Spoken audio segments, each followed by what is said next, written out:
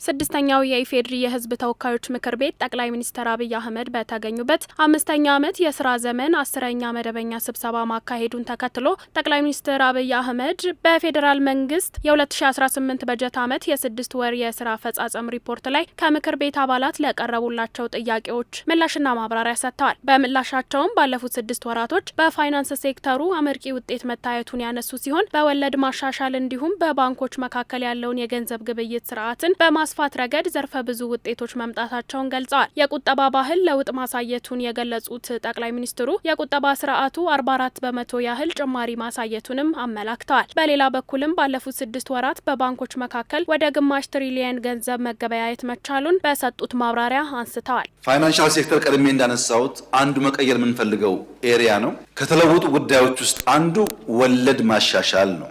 ወለድ በማሻሻል የነሱን ትራንዛክሽን ማሳደግ ነው። ሁለተኛ በባንኮች መካከል ያለውን የገንዘብ ግብይት የዶላር ግብይት በናሽናል ባንክ ብቻ የነበረውን በጎንዮሽ እንዲያደርጉ ማስቻል ነው። በዚህም ባለፈው 6 ወር ከግማሽ ትሪሊየን ያላነሰ ገንዘብ ተሻሽጠዋል።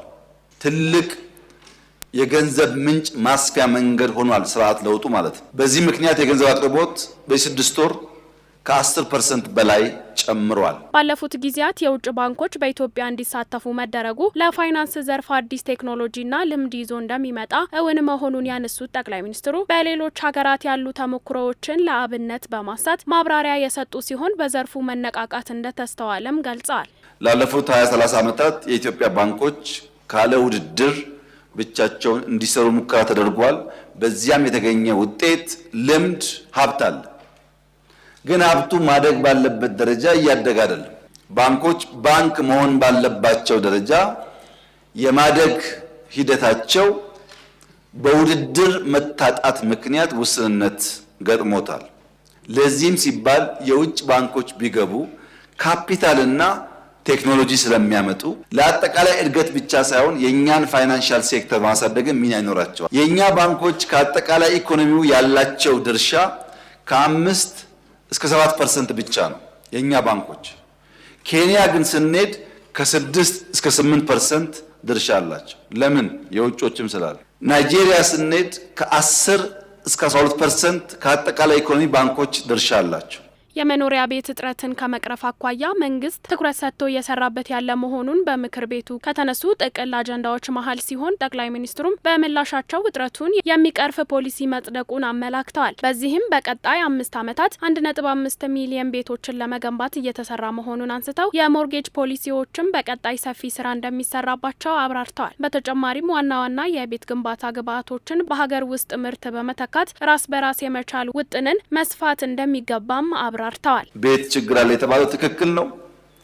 የቤት ልማት ፖሊሲ በቅርቡ እንዳጸደቅን ይታወቃል። በሚቀጥሉት 5 ዓመታት 1.5 ሚሊዮን ቤት በመንግስት በግል በመንግስትና ግል አጋርነት መገንባት አለብን ብለን በጣም ሰፋፊ ስራዎች ጀምረናል። ፖሊሲው ጸድቋል።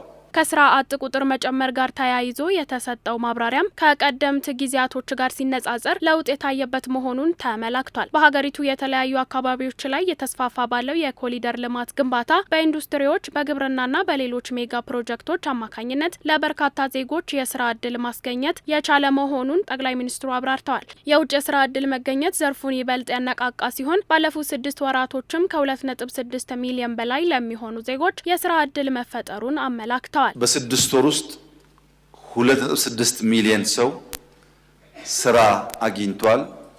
ባለፉት 20 ምናምን ቀናት ደግሞ 670 ሺህ ገደማ ከዚያ በላይ ሰዎች ስራ ይዘዋል። በየቦታው የገጠር ኮሪደር፣ የከተማ ኮሪደር፣ ኢንዱስትሪ፣ ግብርና፣ ማዕድን፣ ሜጋ ፕሮጀክቶች በተለይም አዳዲስ ፍሪ ትሬድ ዞኖች መፈጠር በመጀመራቸው በርከት ያለ ሰው ስራ እያገኘ ይገኛል። ይሄ ብቻ ግን አይደለም። ከ350 ሺህ በላይ ሰው የውጭ ስራ ዕድል አግኝቷል። ምክር ቤቱ በውሎ በርካታ ሀሳቦችን ያዳሰሰ ሲሆን ባለፉት 6 ወራት በተለያዩ ዘርፎች የነበሩ ውጤቶችና ሀገራዊ አጀንዳዎችንም በስፋት ቃኝቷል። በተጨማሪነትም 3.6 ሚሊዮን ለሚሆኑ ዜጎች አዲስ የስራ መስክ መፈጠሩንም ምላሽ ማብራሪያ ተገኝቶበታል።